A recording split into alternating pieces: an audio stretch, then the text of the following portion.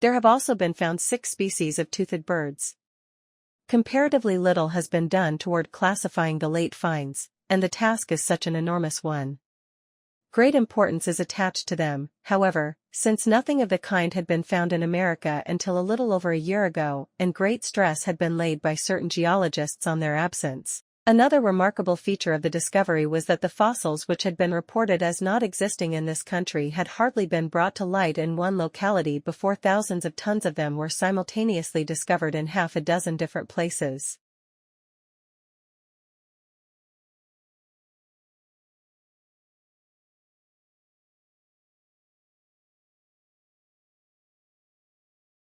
Lead-in time is the amount of time that elapses between a business placing an order with a supplier for more stock or raw materials and the delivery of the goods to the business.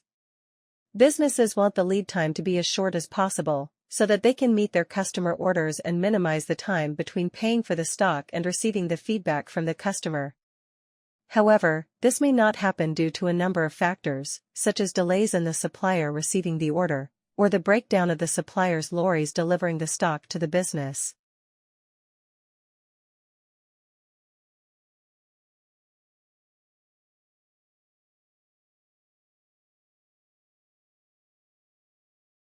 What was interesting and revealing about younger and middle-aged views on old age was how relative these were to the individual's own age. Those in their teens regarded 40 as old, whereas those in their 40s thought 70 or 80 was old. For many, health was seen as a determining factor in deciding who is old, and many young participants commented on how fit and active their grandparents are, while others thought ill health and dependence were an inevitable part of aging. The majority of participants, however, regarded old age as something negative, and many expressed fear of growing old.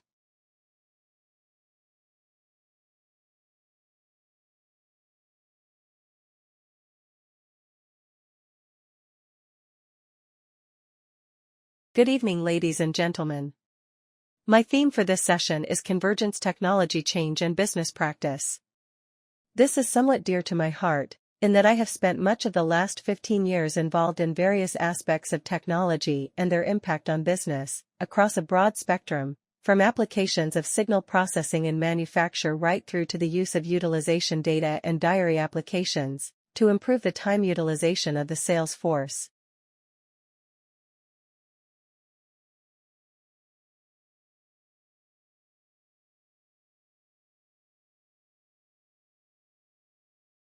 Adidas teamed up with an organization called Parley for the Oceans.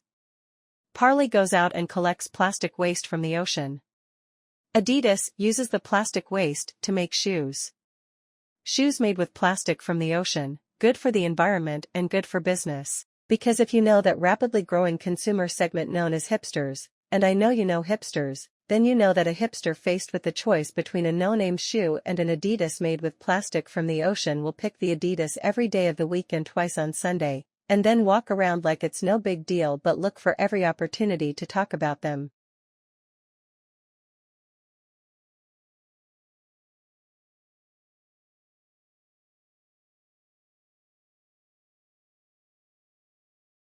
Then there's all the water needed to, well, water the flowers. And the runoff fouled by copious quantities of pesticides needed to make the roses look perfect. There's also the wildlife and workers poisoned by all that fumigation. Add to that habitat destruction where floral plantations displace native forest and wetlands. Finally, there's the refrigeration needed to keep those blooms fresh. The electricity is often produced by burning fossil fuels, and the refrigerant gases also exacerbate climate change. A more sustainable and, possibly, more romantic approach is to go with flowers certified by outfits like Veriflora, or even better, whatever flowers are in season locally. Of course, that's not much help for those of us in wintry climes. Maybe try writing a poem. Let's see, roses are red, violets are blue.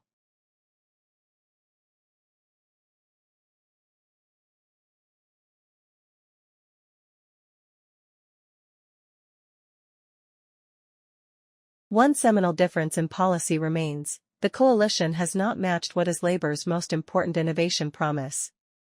That is to bring together responsibilities for innovation, industry, science, and research under one single federal minister. Innovation responsibilities currently lie within the powerful Department of Education and Science, and while there is a separate industry department, it has little influence within cabinet. This has hampered policy development and given Australia's innovation policies a distinct science and research bias. It is the scientists rather than the engineers who call the tune in innovation policy in Canberra, so it's no surprise our policies are all about boosting government-funded research and later commercializing their results.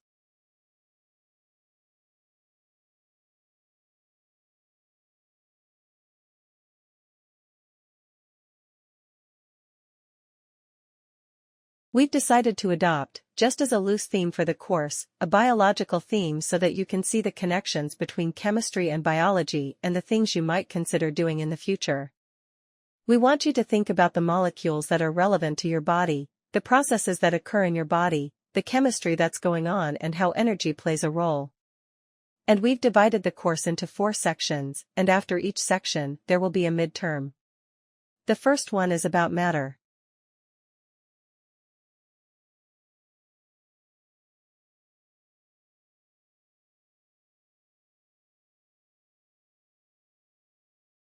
As with all human behavior, there are numerous reasons for it.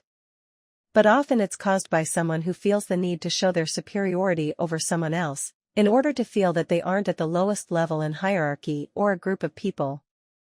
In some cases, one person simply dislikes the other, on the basis that the personality of one is in some way incompatible with that of the other person.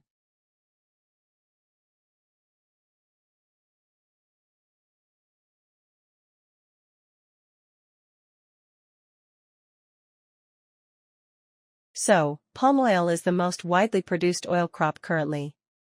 It's used in a wide range of industries, including food for biofuels and in soaps and shampoo. However, those sectors growing fast, and unfortunately palm oil grows in exactly the same environment as tropical rainforest. So, the use and the development of palm oil, the growth in the sector, is leading to wide-scale deforestation. What we are hoping to do is if we can come up an alternative, we can slow the growth of the sector and therefore stop the wide-scale deforestation in South Asia.